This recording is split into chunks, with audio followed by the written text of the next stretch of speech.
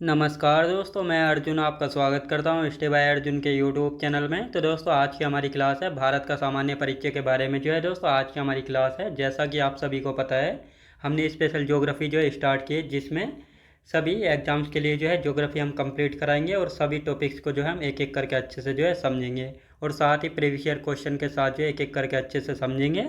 तो आप सबसे पहले हम जानेंगे दोस्तों, इसका सिलेबस जान लेते हैं और इसके बाद जो एक एक टॉपिक को जो है अच्छे से हम समझेंगे। तो दोस्तों चलिए पहले सिलेबस देख लेते हैं और उसके बाद जो है अपना भारत का सामान्य परिचय वाला आज का टॉपिक जो है स्टार्ट करेंगे।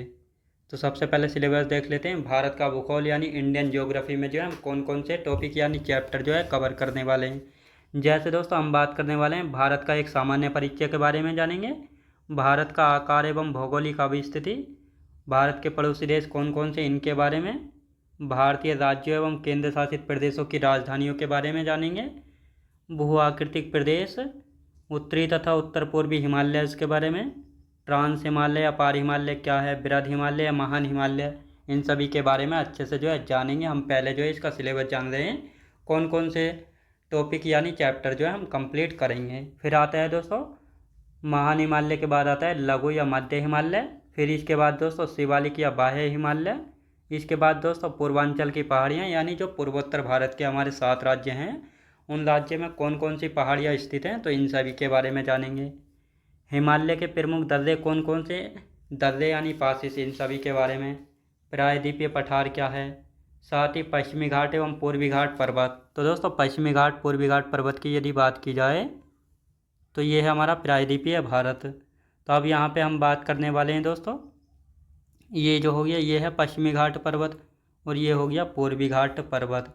तो ये आपको अच्छे से जो है पता होना चाहिए। अब आते हैं दोस्तों भारत के द्वीप समूह, भारत के कौन कौन से द्वीप हैं एवं अन्य द्वीपों के बारे में जानेंगे। साथ ही दोस्तों अंडमान निकोबार द्वीप समूह के बारे में, जो कि यहाँ पे पड़ता है, ये अंडमान निकोबार द्वीप समूह। लक्षद्वीप की बात की जाए दोस्तों, लक्षद्वीप, तो लक्षद्वीप यहाँ पे पड़ता है, कहाँ पे, अरब सागर में। साथ ही दोस्तों अन्य द्वीप कौन कौन से, इन सभी के बारे में जानेंगे। अब आते हैं दोस्तों अफवाह तंत्र, अफवाह तंत्र की यदि बात की जाए तो इसमें हम जानेंगे हिमालय की नदियाँ जिनका उद्गम हिमालय से होता है, और साथ ही दोस्तों प्रायद्वीपीय भारत की नदियाँ। तो हिमालय का अफवाह तंत्र, जिसमें हम सिंधु नदी तंत्र के बारे में, गंगा नदी तंत्र, ब्रह्मपुत्र नदी तंत्र, इन सभी के बारे में जानेंगे। फिर आते हैं दोस्तों प्रायद्वीपीय अफवाह तंत्र, प्रायद्वीपीय अफवाह तंत्र, तो दोस्तों यह है प्रायद्वीपीय भारत। तो प्रायद्वीपीय भारत की नदियों के बारे में जानेंगे। प्रायद्वीपीय भारत में कुछ नदियाँ ऐसी हैं जो कि बंगाल की खाड़ी में अपना जल गिराती हैं और कुछ नदियाँ ऐसी हैं जो कि अरब सागर में अपना जल गिराती हैं। तो इधर है दोस्तों अरब सागर और इधर है दोस्तों बंगाल की खाड़ी। इधर क्या है, बंगाल की खाड़ी। भारत के प्रमुख जलप्रपात, भारत की परियोजनाएं एवं बांध, भारत की प्रमुख घाटियाँ कौन कौन सी, इनके बारे में जानेंगे। अब आते हैं दोस्तों प्राकृतिक वनस्पति। तो प्राकृतिक वनस्पति की यदि बात की जाए तो इनके बारे में अच्छे से जानेंगे।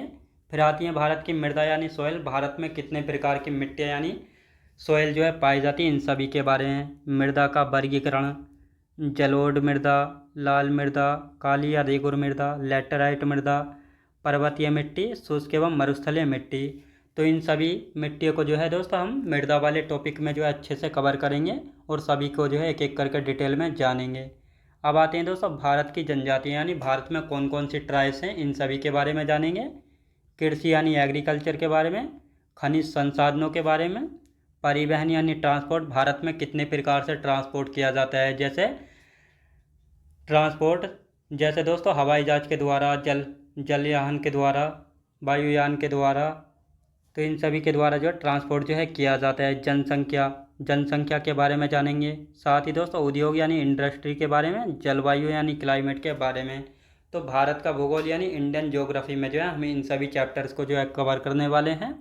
अब आते हैं दोस्तों विश्व भूगोल यानी वर्ल्ड ज्योग्राफी में जो है कौन कौन से टॉपिक हम पढ़ेंगे, जैसे ब्रह्मांड यानी यूनिवर्स, सौरमंडल यानी सोलर सिस्टम, सोलर सिस्टम की बात की जाए तो हमारे कितने ग्रह हैं, इन सभी के बारे में एक एक करके हम अच्छे से जानेंगे। जैसे कितने प्लैनेट है वर्तमान की बात की जाए तो वर्तमान में 8 हैं, तो इन सभी के बारे में जानेंगे।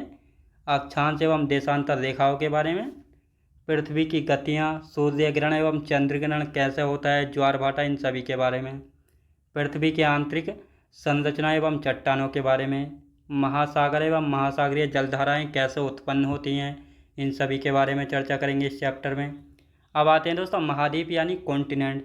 जैसे एशिया महाद्वीप में कितने देश हैं, इसमें हमारा भारत जो है किस कॉन्टिनेंट में आता है। जैसे अफ्रीका है, उत्तर अमेरिका, यूरोप, दक्षिण अमेरिका, अंटार्कटिका और ऑस्ट्रेलिया। इन सारे कॉन्टिनेंट को जो एक एक करके अच्छे से समझेंगे। फिर आते हैं दोस्तों वायुमंडल, इसके बाद पवनें और इसके बाद ज्वालामुखी। तो इन सभी के बारे में हम एक एक करके अच्छे से जो है जानने वाले हैं। अब हम आज का अपना टॉपिक शुरू करने वाले हैं भारत का सामान्य परिचय। तो भारत के सामान्य परिचय की दोस्तों यदि बात की जाए, जैसे ज्योग्राफी, तो ज्योग्राफी जो है दो शब्दों से मिलकर बना होता है। ज्योग्राफी यानी भूगोल, जिसमें जियो का अर्थ होता है दोस्तों पृथ्वी यानी अर्थ, ग्राफी का अर्थ होता है दोस्तों वर्णन करना या अध्ययन करना। तो इस प्रकार पृथ्वी का अध्ययन या वर्णन करना ही जो है भूगोल यानी ज्योग्राफी कहलाता है। तो ये आपकी ज्योग्राफी यानी भूगोल की डेफिनेशन हो गई है। तो ज्योग्राफी यानी भूगोल की डेफिनेशन क्या है दोस्तों, पृथ्वी का अध्ययन यानी वर्णन करना ही जो है क्या कहलाता है, भूगोल यानी ज्योग्राफी कहलाता है। अब दोस्तों यहाँ पे हम बात करेंगे इंडिया यानी भारत के जो ये अलग अलग नाम है, जैसे इंडिया, भारत, हिंदुस्तान, जम्बूद्वीप और आर्यभट्ट। ये नाम जो है किस कारण पड़े हैं और किसके द्वारा, तो इन सभी के बारे में। जैसे भारत का इंडिया नाम जो है यूनानियों के द्वारा दिया गया है। भारत नाम कैसे पड़ा, हिंदुस्तान नाम कैसे पड़ा, आर्यभट्ट और जम्बूद्वीप। इन सभी के बारे में हम एक एक करके जानेंगे। अब सबसे पहले हम जानते हैं दोस्तों आर्यभट्ट। आर्यभट्ट की यदि बात की जाए तो भारत में बसने वाले आर्यों के नाम पर जो है हमारे देश का नाम जो है आर्यभट्ट जो है पड़ा था। तो ये आपको अच्छे से याद रखना है। अब आपको पता लग गया होगा कि हमारे देश का नाम जो है आर्यभट्ट कैसे पड़ा था। तो भारत में बसने वाले आर्यों के नाम पर जो है हमारे देश का नाम भारत जो है पड़ा था, आर्यभट्ट जो है पड़ा था। भारत का दोस्तों जो हमारा देश है, तो हमारे देश को भारत जो है किसके नाम पर रखा गया, यानी आर्यों के शक्तिशाली राजा भरत के नाम पर जो है हमारे देश का नाम जो है भारत पड़ा था। यानी जो हमारा देश है इसका नाम भारत कैसा पड़ा था, आर्यों का एक शक्तिशाली राजा था भरत, तो इसी के नाम पर जो है हमारे देश का नाम भारत जो है पड़ा था। हिंदुस्तान की यदि बात की जाए तो भारत को जो है हिंदुस्तान नाम किसके द्वारा दिया गया है, ईरानियों या पारसियों के द्वारा जो है भारत को क्या नाम दिया गया है, हिंदुस्तान नाम जो है दिया गया था। अब आते हैं दोस्तों जम्बूद्वीप। जम्बूद्वीप की यदि बात की जाए तो भारत को जो है बौद्ध काल में क्या कहा जाता था, जम्बूद्वीप। अब ये कहाँ से हमको जानकारी मिलती है कि भारत को जो है बौद्ध काल में जम्बूद्वीप कहा जाता था, तो पुराणों के द्वारा जो है हमको जानकारी मिलती है कि बौद्ध काल में जो है भारत को जम्बूद्वीप कहा जाता था। तो ये चारों पॉइंट जो है आपके क्लियर हो गए होंगे, कौन सा नाम जो है कैसे पड़ा था। अब आते हैं दोस्तों भारत को जो है जम्बूद्वीप किस काल में कहा गया। तो ये क्वेश्चन पूछा गया, आप सभी को पता होना चाहिए कि यहाँ पे हम बात करने वाले हैं भारत को जो है जम्बूद्वीप किस काल में कहा गया था। तो बौद्ध काल में कहा गया था। और ये जानकारी हमें कहाँ से मिलती है, पुराणों से जो है मिलती है। भारत का आकार, दोस्तों भारत का जो आकार यानी शेप है ये कैसा है, तो चतुष्कोणीय है। कैसा है भारत का आकार यानी शेप, चतुष्कोणीय है। तो ये आपको याद रखना है। भारत में कितने राज्य हैं, 28 राज्य हैं। ये आप सभी को पता होना चाहिए। भारत में कितने राज्य हैं, 28 राज्य हैं। केंद्र शासित प्रदेश यानी यूनियन टेरिटरी की बात की जाए तो भारत में कितने यूनियन टेरिटरी हैं, 8 यूनियन टेरिटरी हैं। क्षेत्रफल की यदि बात की जाए तो भारत का क्षेत्रफल यानी एरियाज कितना है, तो 32,87,263 वर्ग किलोमीटर जो है भारत का क्षेत्रफल हो जाता है। तो ये आपको अच्छे से पता होना चाहिए। अब आते हैं दोस्तों विश्व का कितना प्रतिशत हिस्सा जो है भारत घेरे हुए, यानी भारत का जो क्षेत्रफल है 32,87,263 वर्ग किलोमीटर। तो ये एरिया जो है विश्व का कितना प्रतिशत हो जाता है, तो विश्व का जो है 2.4% जो है हो जाता है। तो ये आपको याद रखना है। अब दोस्तों यहाँ पे हम बात करते हैं भारत के यानी पृथ्वी के बीचों बीच से जो है कौन सी रेखा होकर गुजरती है, तो ये भी आपको पता होना चाहिए। ये है दोस्तों पृथ्वी हमने बना रखी है और ये पृथ्वी के बीचों बीच से कौन सी रेखा गुजरती है, ये है दोस्तों भूमध्य रेखा, जिसको हम इक्वेटर, 0 डिग्री रेखा, विषुवत रेखा के नाम से भी जो है जाना जाता है। ये सारे इसी के नाम हैं और ये जो है पृथ्वी के बीचों बीच से होकर गुजरती है। अब दोस्तों यहाँ पे हम बात करेंगे जो भूमध्य रेखा है इसके उत्तर में कौन सी रेखा है, ये है कर्क रेखा। यानी आपको पता लग गया होगा कर्क रेखा जो है भूमध्य रेखा के किधर स्थित है, उत्तर में। और ये कितने डिग्री अक्षांश पर स्थित है? 23.5 डिग्री उत्तरी अक्षांश पर जो है स्थित है। और यही कर्क रेखा है जो कि भारत के बीचों बीच से होकर गुजरती है, तो ये आपको पता होना चाहिए। यानी कौन सी रेखा ऐसी है जो कि भारत के बीचों बीच से होकर गुजरती है? तो कर्क रेखा है। ये कितने उत्तरी अक्षांश पर स्थित है? 23.5 डिग्री उत्तरी अक्षांश पर स्थित है, ये भी आपको पता होना चाहिए। और यदि बात की जाए भूमध्य रेखा के दक्षिण में कौन सी रेखा है, तो ये रेखा है, ये कौन सी है? ये है दोस्तों मकर रेखा। ये भी 23.5 डिग्री दक्षिणी अक्षांश पर स्थित है, यानी ये दक्षिण में हो गई और ये हो गई उत्तर में, तो ये आपको पता होना चाहिए। अब दोस्तों यहाँ पे हम बात करेंगे अक्षांश और देशांतर क्या होती हैं। यानी इस प्रकार ये लेटी हुई रेखाएं जो हैं ये अक्षांश कहलाती हैं, और ये इस प्रकार ये खड़ी रेखाएं जो होती हैं ये क्या कहलाती हैं? ये कहलाती हैं देशांतर। तो ये हमारी पृथ्वी हो गई, ये पृथ्वी हो गई। ये ग्रीन वाली जो है ये अक्षांश है, और ये वाली जो है खड़ी रेखाएं ये हैं देशांतर। तो अक्षांश और देशांतर भी आपको अच्छे से समझ आया होगा। अब आते हैं दोस्तों पृथ्वी के बारे में, गोलार्ध और अर्धगोलार्ध के बारे में। तो ये है दोस्तों पृथ्वी।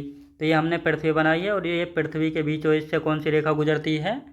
पृथ्वी के बीचों बीच से गुजरती है इक्वेटर यानी 0 डिग्री रेखा। तो जब ये पृथ्वी के बीचों बीच से होकर गुजरती है तो ये वाला कौन सा हिस्सा? ये दोस्तों ये हो गया नॉर्थ और ये हो गया साउथ।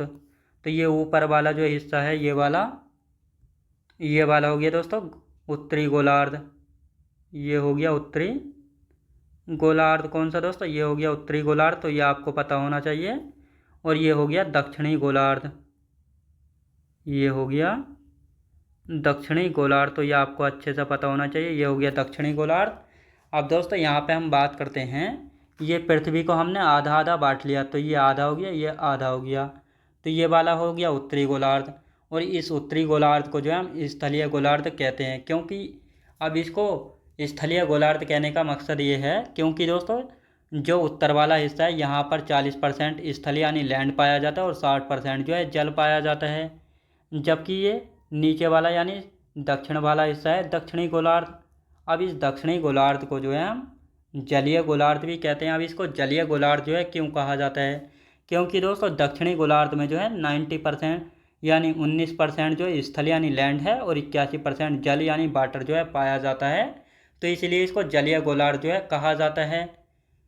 पृथ्वी पर जो है स्थल कितना है दोस्तों? 29%, और जल की बात की जाए तो जल है 71%। तो ये आपको अच्छे से समझ आया होगा। अब आते हैं दोस्तों गोलार्ध होता क्या है। गोलार्ध की यदि बात की जाए तो गोलार्ध क्या है? यानी पूरे गोले के आधे गोले को गोलार्ध कहते हैं। तो गोलार्ध भी आपको अच्छे से समझ आया होगा। गोलार्ध क्या है? यानी जो पूरा गोला होता है इसके आधे गोले को हम गोलार्ध जो है कहते हैं। क्या? गोलार्ध जो है कहा जाता है। अब आते हैं दोस्तों विश्व का यानी भारत जो है विश्व का 7वां सबसे बड़ा देश है। यानी भारत की यदि बात की जाए तो भारत जो है विश्व में क्षेत्रफल यानी एरियाज के मामले में जो है 7वां बड़ा देश है कायम है क्षेत्रफल में, जिसका क्षेत्रफल कितना है? 32,87,263 वर्ग किलोमीटर। तो ये आपको मैंने अभी बताया, तो ये आपको अच्छे समझ आया होगा। अब आते हैं दोस्तों भारत किस रेखा के उत्तर में स्थित है। यानी अभी मैंने आपको बताया था भारत जो है किस रेखा के उत्तर में स्थित है। भारत जो है भूमध्य रेखा के उत्तर में स्थित है। अब भूमध्य रेखा के उत्तर में कैसे स्थित है? तो पृथ्वी के बीचों बीच से कौन सी रेखा गुजरती है? भूमध्य रेखा। भूमध्य रेखा के उत्तर में कौन सी रेखा है? कर्क रेखा। जब कर्क रेखा भूमध्य रेखा के उत्तर में स्थित है और यही कर्क रेखा भारत के बीचों बीच से होकर गुजरती है, तो इसका मतलब भारत किस रेखा के उत्तर में होगा? भारत होगा दोस्तों कहाँ पे? भूमध्य रेखा के उत्तर दिशा में होगा। तो यह आपको अच्छे से पता होना चाहिए। अब आते हैं दोस्तों भारत जो है किस गोलार्ध में स्थित है। भारत किस गोलार्ध में स्थित है? उत्तर पूर्वी गोलार्ध में स्थित है। ये मैं अभी आपको समझाऊंगा मैप में। भारत जो है किस गोलार्ध में स्थित है? उत्तर पूर्वी गोलार्ध में स्थित है। भारत किस कटिबंध में स्थित है? उष्ण व उपोष्ण कटिबंध में स्थित है। तो ये आपको अच्छे से याद रखना है। किस में दोस्तों? उष्ण व उपोष्ण कटिबंध में जो है स्थित है। अब दोस्तों इसको मैं आपको मैप में जो है समझा देता हूँ। तो दोस्तों ये हमने बनाई पृथ्वी, ये है पृथ्वी। ये क्या है दोस्तों? ये है पृथ्वी। अब पृथ्वी के बीच से ये है भूमध्य रेखा। कौन सी दोस्तों? भूमध्य रेखा। अब दोस्तों ये आ गई कर्क रेखा, ये है कर्क रेखा। कर्क रेखा जो है भूमध्य रेखा के उत्तर में स्थित है। ये हो गया नॉर्थ, वेस्ट, ईस्ट, और साउथ।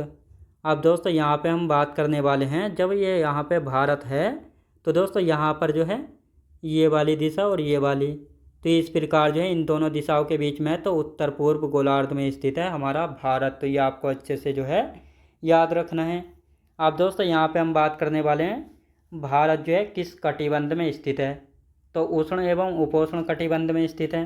अब कैसे, तो दोस्तों ये है भारत, तो भारत के बीचों बीच से जो है कर्क रेखा होकर गुजरती है। कर्क रेखा के उत्तर में, कर्क रेखा का जो उत्तर वाला हिस्सा है इसको हम उपोष्ण कटिबंध कहते हैं, और कर्क रेखा के दक्षिण वाले हिस्से को जो है उष्ण कटिबंध कहते हैं। तो इस प्रकार जो है भारत किस कटिबंध में स्थित है, उष्ण व उपोष्ण कटिबंध में स्थित है। तो दोस्तों ये है भारत का मैप, और ये कर्क रेखा भारत के बीचों बीच से होकर गुजर रही है, जो कि भारत के 8 राज्यों से होकर जो है जाती है। तो ये वाला ऊपर वाला हिस्सा कौन सा हो जाता है, ये हो जाता है दोस्तों उपोष्ण, उपोष्ण, और ये हो जाता है उष्ण। तो इस प्रकार जो है भारत किस कटिबंध में स्थित है, उष्ण व उपोष्ण कटिबंध में स्थित है। अब दोस्तों ये है ग्लोब, ये हमने पृथ्वी है, ये हो गया दोस्तों नॉर्थ, ईस्ट, वेस्ट और साउथ, याद रखेंगे दोस्तों।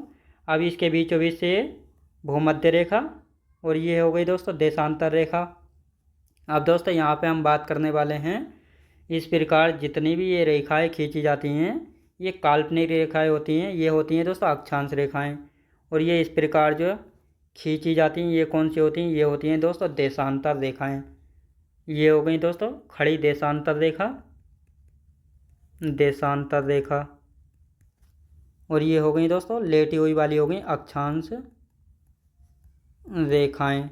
तो ये आपको अच्छे से समझना है। तो दोस्तों आज की क्लास जो हमारी यहीं तक रहेगी, तो मैं उम्मीद करता हूँ आपको सभी कुछ जो अच्छे से समझ आया होगा। तो दोस्तों अब इससे आगे का जो है बचा हुआ कल की क्लास में कंप्लीट करेंगे। तो मैं उम्मीद करता हूँ आपको वीडियो क्वालिटी, कंटेंट वगैरह सभी कुछ आपको पसंद आया होगा। पसंद आया तो लाइक शेयर सब्सक्राइब करना बिल्कुल भी ना भूलें। तो चलिए दोस्तों मिलते हैं नेक्स्ट वीडियोज़ में।